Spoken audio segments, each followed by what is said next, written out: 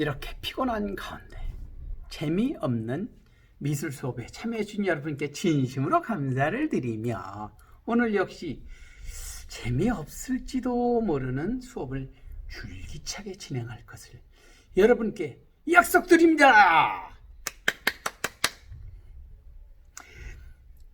재미는 없지만 잘 들어주면 유익한 시간, 재미없게 만들어도 여러분이 재미있게 봐주는 아주 고마운 시간, 락쌤의 이상한 미술 시간, 오늘도 시작하겠습니다.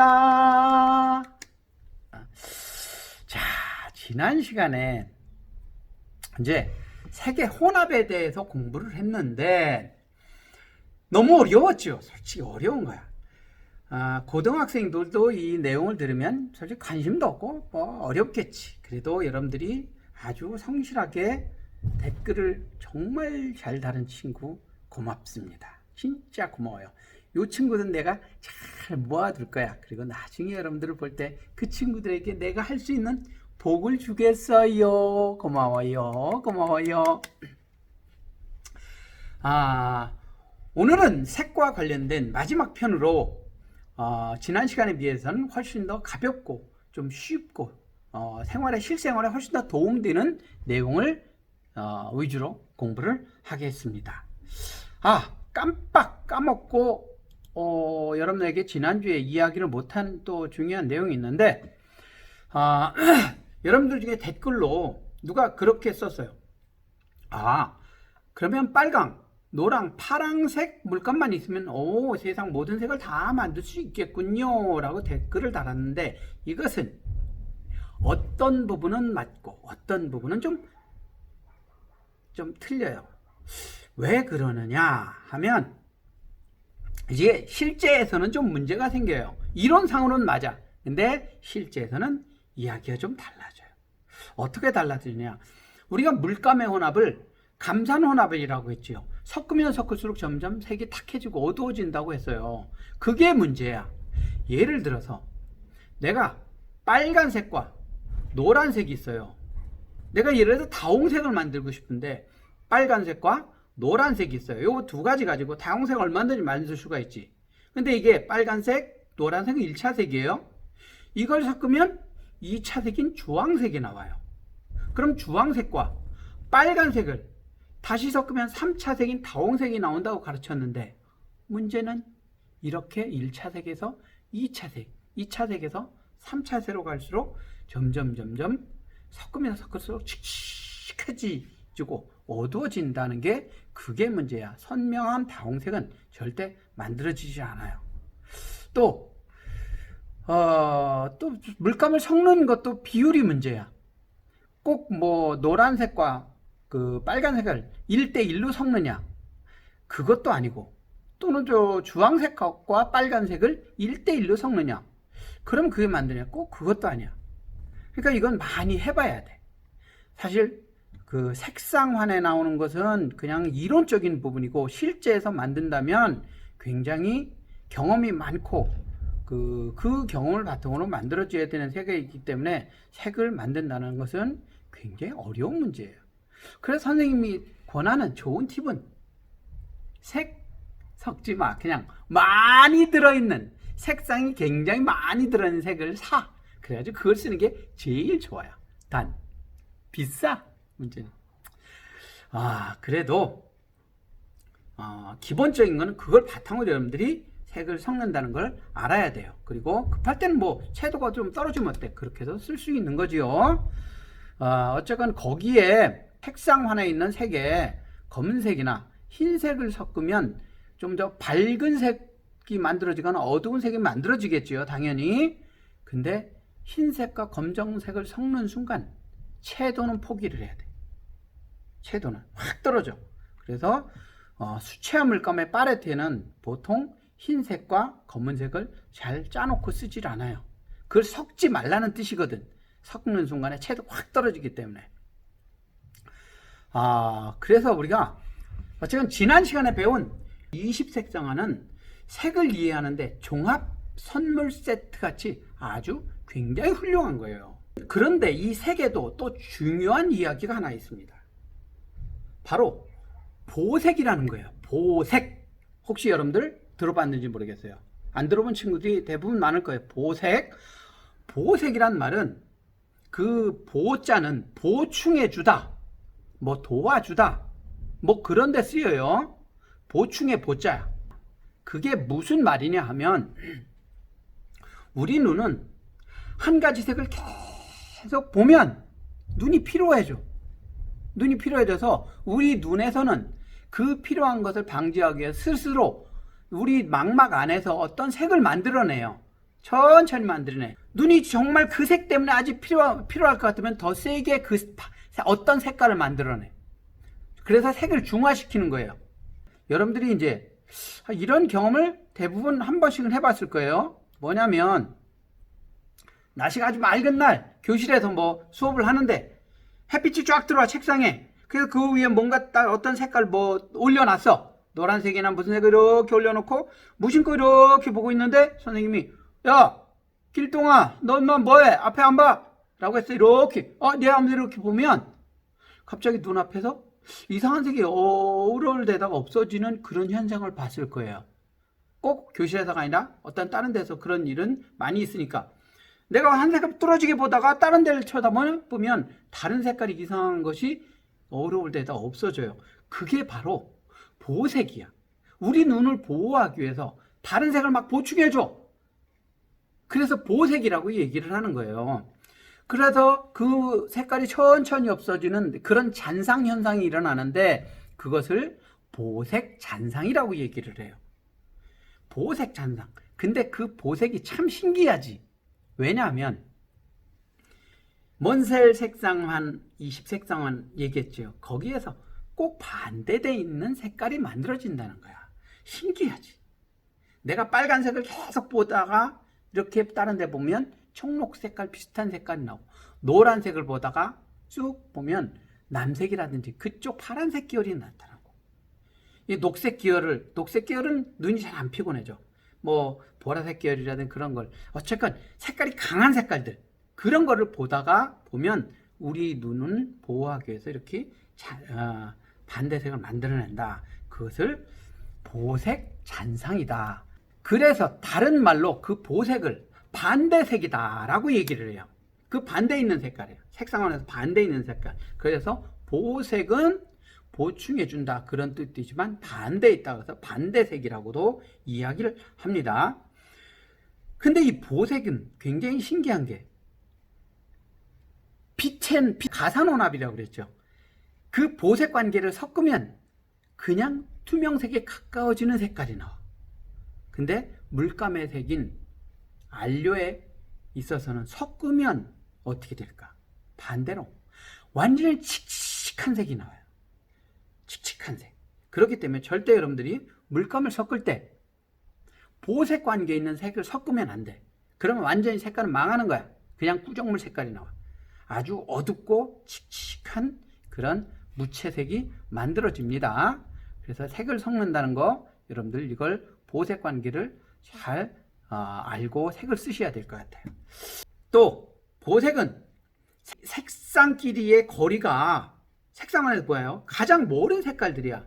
그래서 이걸 인접해 놨을 때는 색이 서로 이렇게 튕겨. 너 싫어. 너 저리 가. 하는 어떤 그런 느낌이 튕겨. 그래서 서로 배색을 이렇게 해놨을 때 눈에 서로 잘 띄는 그런 성질이 있어요. 이런 걸 활용해서 만드는 어떤 것이 있는데 그게 바로 대표적인 것이 신호등 색깔이야. 신호등의 빨간색과 약 녹색 그것이 거의 보색 관계에 있는 색깔이기 때문에 신호등이 탁탁 바뀔 때 우리 눈에 잘 띄게 하기 위해서 이런 색상 배합이 이루어졌습니다. 자, 보색 보충해준다 또는 반대색이다 라고 이야기를 하면 되겠어요. 자, 다음은 색의 대비에 대해서 공부를 하겠어요. 색의 대비라는 것이 뭐냐? 대비라는 것은 하나의 어떤 색이 주변 색의 영향을 받아서 본래의 색이 바뀌는 것, 그런 현상을 색의 대비라고 얘기를 해요. 나는 원래 가만히 있었는데 내가 주변에 뭔가가 있어. 그래서 내게 원래 이렇게 바뀌는 것. 예를 들어 볼까? 나는 그냥 키도 그냥 그만해. 얼굴도 그냥 뭐 이 정도는 생겼어. 근데 내 옆에 키가 왔는데 이 키가 있단 해. 그리고 잘생겼어. 그럼 내가 어떻게 돼? 어딜 나가더니 난 못생긴 놈이야. 난 키도 작아. 이래. 그치? 여러분들 그런 거 많지요? 반대로 나는 그대로인데 나보다 엄청 못생긴 애가 내 옆에 있어요. 그럼 어디 가서 누구를 만나든지 사람을 대할 때 그래. 나는 무조건 괜찮은 거야. 여러분들 공부 잘한 놈들하고 다니지 마. 엄마한테 혼나? 잘생긴 놈들하고 어디 여자애들 앞에 또는 남자애들 앞에 가지 마. 나는 찌그러져. 이것도 삶의 지혜예요. 자, 이것이 바로 대비예요. 나는 괜찮은데, 원래 괜찮은데 내 주변에 따라서 내가 영향을 받아서 바뀌는 것. 이걸 세계 대비라고 합니다. 그 대비에는 여러 가지가 있어요. 명도 대비, 색상 대비, 뭐 채도 대비, 보색 대비, 면적 대비 여러 개가 있는데 그 중에 중요한 거 몇 가지만 간단히 설명을 합니다. 우선 제일 중요한 거 명도 대비예요. 명도 대비는 자, 색깔이 원래 이 색깔이었어? 그런데 한번 보세요. 여기 검은색 배경과 흰색 배경을 갖다 놓으니까 어떻게 보입니까? 명도가 완전히 달라 보이지요? 난 원래 괜찮았어. 요 색깔이었는데, 요 정도의 명도였는데 흰색과 검은색 배경에 올려놓으면 완전히 느낌이 다르죠. 이렇게 밝기가 달라 보이는 것, 그것을 명도 대비라고 합니다. 다음에 색상 대비. 이 색상 대비는 뭐냐? 원래 색상이 있었어요. 원래 색상이 있는데 그것이 지금처럼 주변에 다른 색상을 딱 갖다 놓으니까 색깔이 달라 보이죠? 그렇죠? 이렇게 색상이 다른 색으로 보이는 것. 이것이 색상 대비야. 알겠죠? 원래 색상이 있었는데 이것이 주변에 다른 색상을 딱 갖다 놓으니까 이 원래 색상이 조금 달라 보이는 것. 이것이 색상 대비입니다. 자, 세 번째. 채도 대비. 채도는 맑다, 탁하다 그렇게 표현한다고 그랬어요. 이 정도 맑기에 색상이 있었는데 색깔이 있는데 여기에 서로 다른 완전히 칙칙한 것과 맑은 색상을 주변에 갖다 놓으니까 어떻게 돼요? 이것도 분명히 영향을 받아서 채도가 다르게 보이죠. 어때요? 왼쪽 거 오른쪽 거 비교해 보세요. 달라 보이죠? 이것이 채도 대비입니다. 면적 대비. 면적은 면적이 클수록 작은 것보다 밝고 채도도 선명해 보입니다. 그렇죠? 자, 이것이 면적 대비라고 해. 자, 보색 대비. 보색 관계에 있는 색깔은 지금 보세요. 왼쪽 거, 오른쪽 거. 오른쪽 것이 훨씬 더 색상이 강해 보이죠. 왜냐하면 보색끼리 대비를 시켜놨기 때문에 서로 강하게 보이는 색깔. 이것이 바로 보색 대비입니다. 자, 지금까지 복잡한 대비를 설명하는 이유는 우리 눈에 들어오는 모든 색깔들, 지금 선생님 옷, 여기 얼굴, 뭐 이렇게 주변의 배경색, 이런 모든 것들은 색깔이 서로 어울려서 대비 현상을 일으키는 거예요. 그래서 본래 성질은 항상 변화가 있고 왜곡되거나 그렇게 해서 우리 눈에 지각이 돼요. 따라서 우리가 생활해 가면서 수많은 색깔들을 선택하면서 사는데 이 대비의 원리를 생각하고 색깔을 선택한다면 큰 도움이 될 겁니다. 예를 들어서 자기가 예쁜 가게를, 나중에 여러분들이 예쁜 가게를 오픈을 하기 위해서 인테리어를 해요. 근데 그 페인트 가게에서는 여기 벽 색깔을 뭘로 할까요? 하면서 이렇게 색상 견본 저기를 조그만 조각을 쭉 갖다 주면 이걸 가지고 선택을 하라고 그래. 근데 신중하게 골랐어. 신중하게 골라가지고 요걸 딱 요 색깔로 해주세요. 요 아이보리 색깔 요게 예쁘네요. 요 색깔로 해주세요 하고 딱 칠했는데 이게 내가 원하는 색이 아니었어. 느낌이 완전히 달라. 아까 얘기했죠. 면적 대비해서는 어떻다고 그래서 색깔이 면적이 넓으면 넓을수록 밝고 그 채도도 높아 보인다고 그랬죠. 그렇기 때문에 그걸 안다면 그걸 고려해서 그걸 고를 때 내가 원하는 색깔이 있다면 약간 그 약간 어둡거나 채도 좀 떨어지는 그런 색깔을 선택해서 칠하면 자기가 원래 원하는 색깔 같은 걸 얻을 수 있다. 이런 얘기죠. 또는 예쁜 옷가게에서 예쁜 옷을 골랐는데 나중에 집에 와서 입어보니까 다른 옷하고 이렇게 배치를 해서 입어보니까 너무 내가 상상했던 그런 것이 아니야. 이런 것 등등이 우리 생활 속에서 색의 대비 현상으로 우리에게 영향을 미치는 것들이 굉장히 많습니다. 그래서 색의 대비도 여러분들이 잘 알아두는 것이 훨씬 더 좋을 것 같아요. 다음, 색에도 감정과 성질이 있어요. 색에 무슨 감정과 성질이 있느냐? 이런 얘기야. 자, 선생님 뒤에 지금 배경이 지금 어때요? 지금은 따뜻한 느낌이 나죠? 따뜻한 느낌. 그런데 자, 지금은 색깔이 어때요? 파란색 계열로 바뀌면서 느낌이 시원한 느낌이 들죠? 이렇게 색은 성질이 있어요. 자, 이렇게 색은 느낌이 전혀 다르게 우리에게 작용을 해요. 우리 감정에 영향을 미치는 게 바로 색이야. 그것이 색의 성질이라는 그런 뜻입니다. 자, 이렇게 우리 색상원에서 이렇게 보면 붉은색부터 노란색 정도, 그 정도까지는 우리가 따뜻한 느낌을 준다고 해서 난색 계열이라고 해요. 그리고 그 반대쪽에 있는 녹색, 그 좀 더 갈까? 거기서부터 시작을 해가지고 이 남색 정도 계열까지는 우리가 차가운 느낌을 준다고 해서 한색 계열이라고 합니다.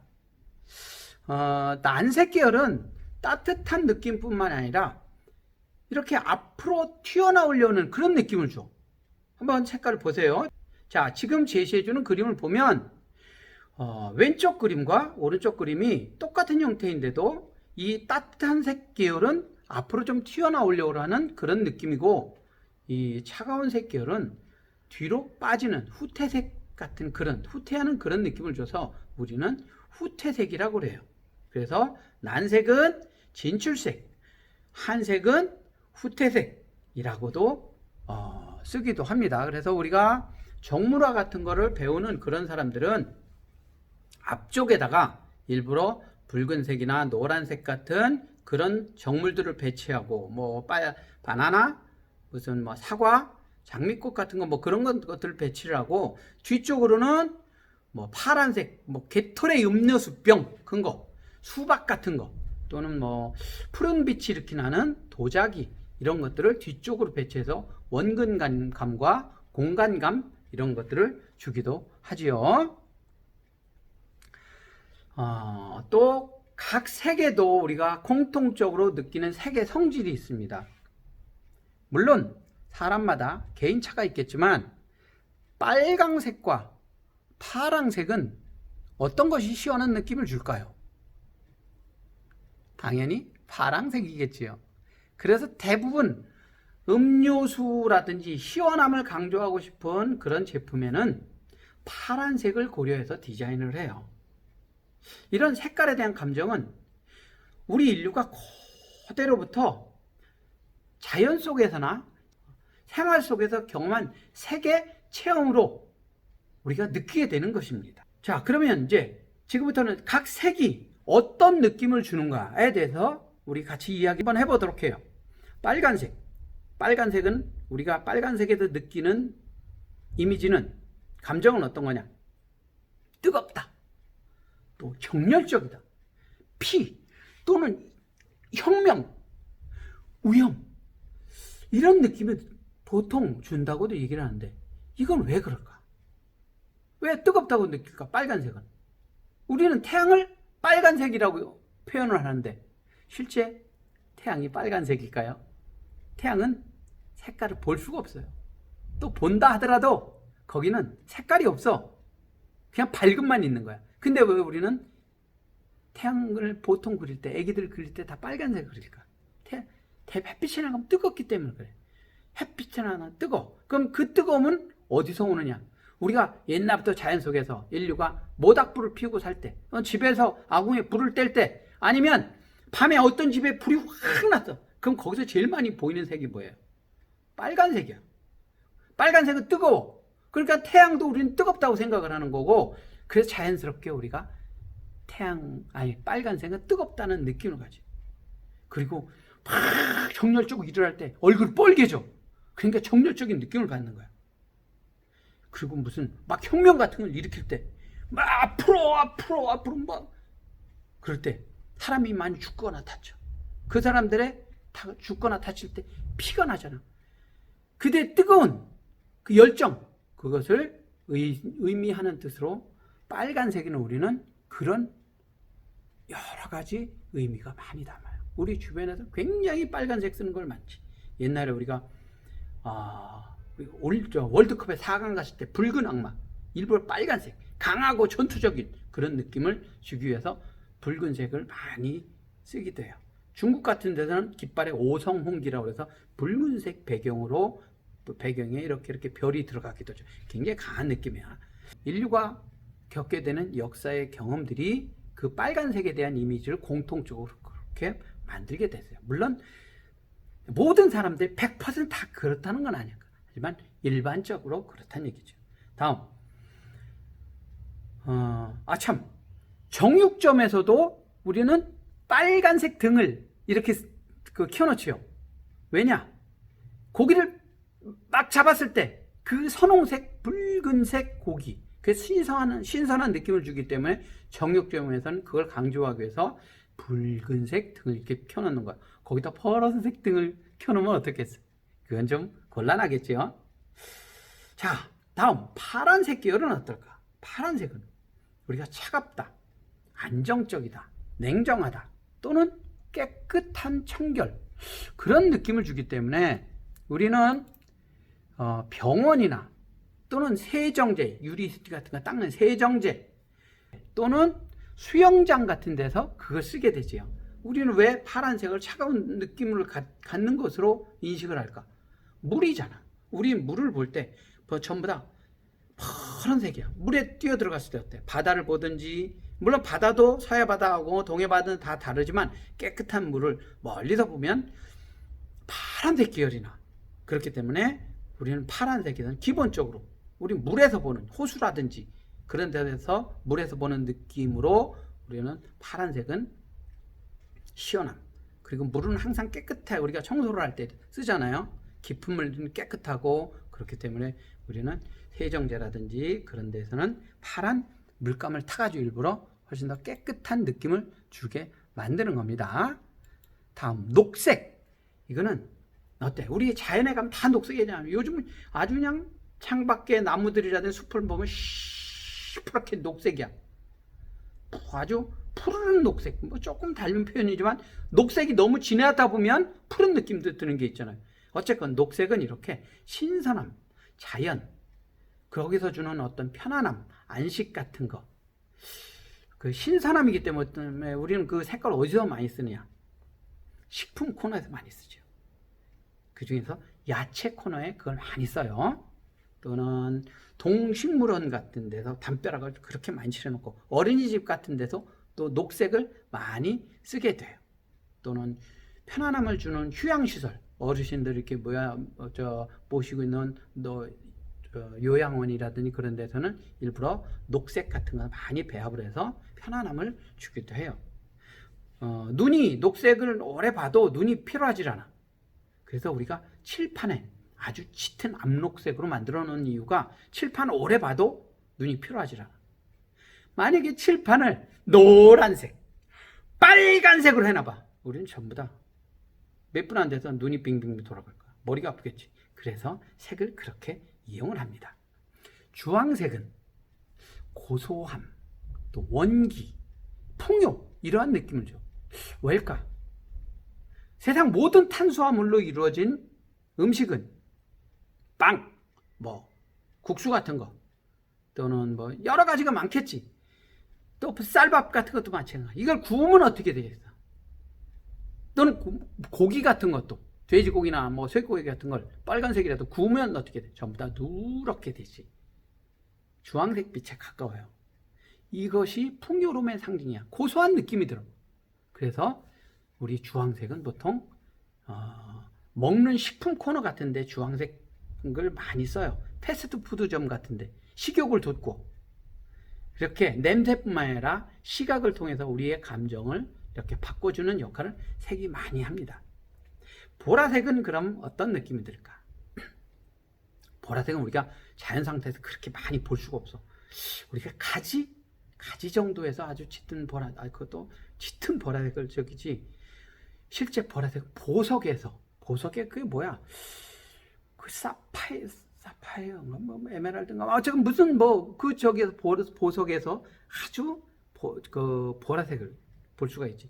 잘 볼 수 없기 때문에 귀해. 그래서 그 귀하다, 존귀하다 그런 느낌을 많이 주게 되죠. 그래서 보석 가게 같은데 그런 배색을 많이 해놓게 돼요. 우리가 이제 절대 써서는 안 되는 색이 있는데 그게 뭘까? 절대 어느 장소에선 써서는 안 되는 것이 있어. 그건 뭐냐면 보라색 계열을 식품 코너에선 절대 쓰면 안 돼. 왜냐? 파란색도 거기서 안 써요. 왜냐면 우리가 음식이 부패하게 되면 전부 다 파란색 계열로 부패를 해. 곰팡이가 그렇잖아. 곰팡이가 펴. 그래서 우리는 음식에서 만약에 파란색을 봤다. 좀 그런 거야. 곰팡이 느낌이 나기 때문에 그런 데서는 절대 쓰질 않죠. 또 색에 대한 어떤 연상되는 느낌이 또는 의미가 시간과 공간에 따라서 좀 달라지기도 해요. 그게 뭐 만고불변하는 것이 아니야. 예를 들어서 우리는 검은색, 흰색에 대한 감정이 있어요. 흰색은 깨끗하다. 그리고 뭐 조용하다. 뭐 그런 느낌이 들겠지. 순결하다. 검은색은 모든 걸 빨아들이고 암흑이고 뭐 어둡고 무겁고 그런 주겠죠. 그래서 동양에서는 옛날에는 그 검은색을 나쁘게 보지를 않았어. 흰색과 검은색 그냥 다 괜찮게 검은색이 휴식이라는 느낌도 주고. 근데 서양에서는 검은색은 아주 안 좋게 봤어. 불길하고 암흑 뭐 이렇게 뭐 죽음 뭐 그런 식의 의미를 해가지고 동양에서는 특히 우리나라에서는 사람이 어르신들이 돌아가셨을 때 상복을 입을 때 무슨 색을 옛날에 입었냐? 전부 다 흰색을 입었어요. 근데 서양에서는 전부 다 검은색을 입었지. 근데 요즘 우리 장례식장을 가면 대부분 다 무슨 색깔을 옷입니까? 상복을 다 검은색으로 입지요. 그것이 아무래도 서양 문화가 우리한테 들어오면서 우리 전통 문화보다 더 강한 힘을 가졌기 때문에 우리가 그 속으로 흡수되면서 변형되어가는 과정이 아닐까 하는 생각이 듭니다. 색은 이렇게 다양한 성격이 있고 우리 마음을 움직이는 그런 역할을 합니다. 자, 그럼 이제 마지막으로 여러분들이 옷을 고를 때 도움이 되는 팁을 하나 알려줄게요. 여러분들이 이제 옷가게에 가서 옷을 고를 때 옷이 생긴 이 형태, 스타일을 더 고려해서 고르느냐, 색을 더 고려해서 고르느냐. 물론 여러 가지를 고려하는 것이 많겠지만 스타일이 굉장히 마음에 드는데 색깔이 구려. 그럼 절대 안 사지. 뭐든지 마음을 움직이는 끝은 색깔에 있어요. 그래서 여러분들이 옷을 고를 때 색을 참 잘 고려해서 해야 되는데 선생님도 이 색을 공부하면서 알게 된 사실인데 우리가 어떤 사람이 옷을 입고 와. 앞사람 내가 맨날 만나는 사람이 우리가 매일 만나는 사람이 옷을 입고 왔는데 색깔 좋은데 옷을 어울리게 잘 입었네요. 어울리긴 너 잘 입었다. 라고 할 때는 대부분 그것이 뭐냐? 비슷한 색깔 입으면 돼. 밑에가 뭐 바지나 뭐 밑에 치마라든지 밑에가 뭐 짙은 그 갈색이야. 그러면 위에는 연한 갈색으로 입으면 그냥 잘 입었다고 얘기해. 그리고 구두도 아주 짙은 엄청 시커먼 갈색. 또 뭐 머리도 연한 갈색으로 전체 갈색으로 쫙 빼. 그러면 괜찮은 거야. 아니면 좀 붉은 계열로 전부 다 갖춰 입어서 그럼 되는 거야. 이런 식으로 그걸 잘 입었다고 그러는데 사실은 아주 세련된 색에 대한 감각은 아니에요. 정말 세련된 색에 대한 감각으로 옷을 입는 사람들이 있어. 그 사람들이 누구냐? 연예인들이에요. 가수들이라든지 아니면 예능 프로그램에 나오는 그런 연예인들인데 그 사람들은 일단 눈에 튀어야 돼. 특히 예능 프로그램에 나오는 사람들은 어떻게든 눈에 튀어야 돼. 여러 그 출연자들이 여러 명이 있으면 그 중에 눈에 튀어야 되는데 조용히 눈에 튀어야 되잖아. 그걸 바로 옷에서 결정을 해. 그러니까 그 뒤에서 옷을 도와주는 코디네이터들이 옷을 해줄 때 어떻게 해주냐. 일단 색상 차이가 큰 색깔들을 해. 예를 들어 보색 관계에 있다. 그러면 이게 굉장히 눈에 튀는 색깔이에요. 확 눈에 튀지. 아니면 굉장히 원색 계열의 옷을 많이 입어. 보통 사람들은 그런 거 잘 못 입어. 근데 그 사람들은 어떻게 그런 옷을 입느냐. 자, 색상에는 크게 색에는 3속성이 있다고 그랬어요. 색상, 명도, 채도. 근데 옷에는 또 중요한 것이 질감이라는 것이 있어. 그래서 네 가지를 이야기를 하는데 옷에서는 색상, 명도, 채도, 질감. 질감이 뭔지 알죠? 얼마나 매끄럽고 껄끌껄끌 하느냐, 뭐 옷의 올이 얼마나 굵으냐, 가느냐, 매끄럽냐, 그것을 말하는 것이 질감, 옷의 질감이에요. 일반인들은 보통 무난하게 입는 경우가 채도가 높지 않아. 아주 눈에 확 튀는 색깔을 잘 입지 않고 그냥 옷을 입어도 색깔이 좀 빠진 거, 아주 선명한 색깔은 자신이 없어. 그러니까 색깔이 좀 많이 빠진 거, 그런 것을 입고 밑에 아래쪽은 대부분 다 그 무채색 계열 옷을 많이 입죠. 그치? 생각해봐. 밑에는 바지라든지 치마 같은 건 무채색, 그리고 티라든지 자켓이나 이런 건 살짝 색깔이 들어간 걸 입지만 여름 같은 때는 눈에 좀 많이 튀는 색깔, 아주 빨간 것도 있고 저기를 하지만 보통 가을이라든지 우리가 겨울 갈 때는 그런 강한 색깔은 안 입지만 입는다 하더라도 색깔이 좀 쭉 빠진 그런 색깔들을 많이 입어요. 그런데 옷을 정말 잘 입는 연예인들은 어떻게 입느냐. 색깔이 강한 것을 입는다 하더라도 중간에 무채색 옷으로 그걸 살짝 보정을 해줘. 예를 들어서 자켓을 굉장히 색깔이 강한 색깔을 입었어. 바지도 그래. 넌 치마라든지 입었다. 그러면 그 가운데 속에 받쳐 입는 티라든지 이런 속옷 같은 것으로 살짝 무채색으로 이렇게 그걸 상세를 시켜준다든지, 아니면 색상이 아주 강하게 차이가 나는 색깔 옷을 입었다 하더라도 색상 차이가 크면 명도가 비슷한 걸로 맞춰. 또는 질감이 비슷한 거, 채도가 비슷한 걸로 맞추는 거야. 또는 명도 차가 아주 강한 그런 옷을 입었으면 색상이 비슷한 거, 뭐 푸른 빛의 색깔이라든지 아니면 갈색 빛의 색깔이라든지 아니면 붉은 색깔의 빛이라든지 이런 것으로 이렇게 맞춰주는 거예요. 그러니까 여러분들이 앞으로 옷을 입을 때 색상차가 큰 옷을 입는다 그러면 명도가 비슷한 것 또는 질감이 비슷한 옷 이렇게 입는 거야. 그러면 눈에도 튀면서도 그렇게 촌스럽지 않고 그런 옷을 입을 수가 있어요. 그리고 그런데 액세서리가 또 있잖아. 가방 같은 거로 색깔을 조금 보강해 줄 수 있고 벨트라든지 모자, 신발, 양말 그런 것이 굉장히 중요한 포인트예요. 색깔을 배합을 시켜서 잘 입는 것 이런 것이 우리가 생활의 팁이에요. 하지만 뭐 그 정도 우리가 옷이 가득한 것도 아니고 나중에 돈 많이 벌어가지고 옷을 선택할 때 그렇게 연예인처럼 멋지게 입으세요. 여러분들 주변에 있는 친구들을 보면 뭐 몸매가 나보다 굉장히 좋은 것도 아니야. 근데 쟤는 이상하게 옷을 잘 입어. 그리고 비싼 것도 아니야. 근데 제가 입으면 왠지 좋아. 왠지 고급스럽고 아주 색깔도 잘 어울리는 것 같아. 이런 것들이 바로 색에 대한 감각이 굉장히 뛰어난 친구들이기 때문에 그래요. 이게 잠깐이면 모르지만 우리가 살면서 오랜 인생을 살 건데 살면서 색에 대한 감각이 있는 것과 색에 대한 감각이 없는 것은 굉장히 달라요.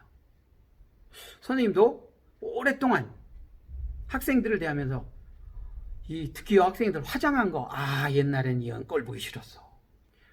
지금은 좀 달라. 그냥 화장 잘하는 놈들 또 예쁘더라고.